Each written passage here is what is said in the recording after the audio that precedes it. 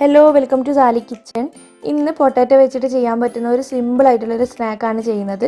ഇത് നമ്മുടെ തലശ്ശേരിക്കാര ഒരു കോഴിക്കാലുണ്ടല്ലോ, അതിൻ്റെ ഒരു വേർഷനാണ്. അത് കപ്പ വെച്ചിട്ടാണ് ചെയ്യാറുള്ളത്. ഇവിടെ പൊട്ടാറ്റോ വെച്ചിട്ടാണ് നമ്മൾ ചെയ്യുന്നത്. നമ്മുടെ വീട്ടിലുള്ള ചേരുവകൾ വെച്ചിട്ട് നല്ല ടേസ്റ്റി ആയിട്ട് ഉണ്ടാക്കാൻ പറ്റുന്ന ഒരു കോഴിക്കാലാണിത്. അപ്പോൾ എന്തായാലും ഒന്ന് ട്രൈ ചെയ്ത് നോക്കണം. അപ്പോൾ എങ്ങനെ ഉണ്ടാക്കിയെടുക്കാൻ നോക്കാം. ചാനൽ സബ്സ്ക്രൈബ് ചെയ്തവരാണെങ്കിൽ ഒന്ന് സബ്സ്ക്രൈബ് ചെയ്തിട്ട് സപ്പോർട്ട് ചെയ്യുക. അതുപോലെ വീഡിയോ ഇഷ്ടപ്പെടുകയാണെങ്കിൽ ലൈക്ക് ചെയ്യാനും മറക്കരുത്.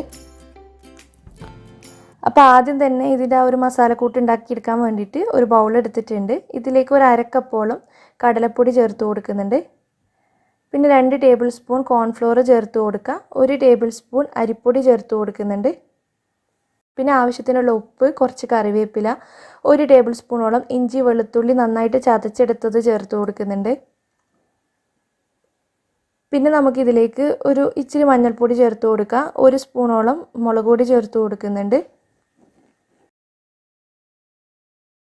പിന്നെ ഒരു 1/4 ടീസ്പൂൺ നല്ല ജീരകം ചേർത്ത് കൊടുക്കുന്നുണ്ട്. അതുപോലെ തന്നെ 1/4 ടീസ്പൂൺ ഗരം മസാലയും കൂടി ചേർത്ത് കൊടുക്കുന്നുണ്ട്. എന്നിട്ട് നമുക്കിതെല്ലാം കൂടി നന്നായിട്ടൊന്ന് മിക്സ് ചെയ്യുക.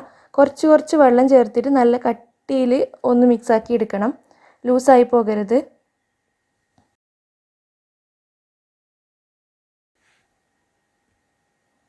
ഈ ഒരു കൺസിസ്റ്റൻസി ആവണം. നമുക്കിത് പൊട്ടാറ്റോയിൽ നന്നായിട്ട് കോട്ട് ചെയ്യാൻ പറ്റണം. ഇതിലേക്ക് ഇനി പൊട്ടാറ്റോ ചേർത്ത് കൊടുക്കുക. പൊട്ടാറ്റോ ഒരു 3 പൊട്ടാറ്റോ എടുത്തിട്ടുണ്ട്. ഇതുപോലെ നീളത്തിൽ കട്ട് ചെയ്തെടുത്തതാണ്. അപ്പോൾ അത് ചേർത്ത് കൊടുക്കുക. നന്നായിട്ട് മിക്സ് ചെയ്തിട്ട് യോജിപ്പിച്ചെടുക്കുക. പൊട്ടാറ്റോയിൽ ഈ ഒരു മസാലക്കൂട്ട് എല്ലാ ഭാഗത്തും എത്തുന്ന രീതിയിൽ മിക്സ് ചെയ്തെടുക്കുക. നമുക്കിത് ഷേപ്പ് ചെയ്യാൻ പറ്റണം. കോഴിക്കാല് നമ്മൾ ഇതുപോലെ കുറച്ചെടുത്തിട്ട് ഇതാ കൈ വെച്ചിട്ട് ഇങ്ങനെ അമർത്തിയിട്ടാണ് ഷേപ്പ് ചെയ്തെടുക്കാറുള്ളത്. അപ്പോൾ ഇങ്ങനെ ഈസി ആയിട്ട് ചെയ്യാൻ പറ്റണം. വെള്ളം ഉണ്ടെങ്കിൽ നമുക്ക് പറ്റൂല. അപ്പോൾ ഇത് നമുക്കൊരു 10 മിനിറ്റ് ഒന്ന് ഫ്രിഡ്ജിലേക്ക് മാറ്റാം. അതിന് ശേഷം ഫ്രൈ ചെയ്തെടുക്കാം. അപ്പോൾ നേരത്തെ ആക്കിയ പോലെ തന്നെ ഓയിൽ ചൂടായി വരുമ്പോൾ ഓരോന്നങ്ങനെ ഷേപ്പ് ചെയ്തിട്ട് ഓയിലിലേക്ക് ഇട്ട് കൊടുക്കുക. നമ്മുടെ കൈ വെച്ചിട്ട് ഒരു 2-3 സ്റ്റിക്ക് എടുത്തിട്ട് കൈ വെച്ചിട്ട് ഒന്ന് പ്രസ് ചെയ്ത് കൊടുത്താൽ മതി. ഈ ഒരു ഷേപ്പ് കിട്ടിക്കോളും.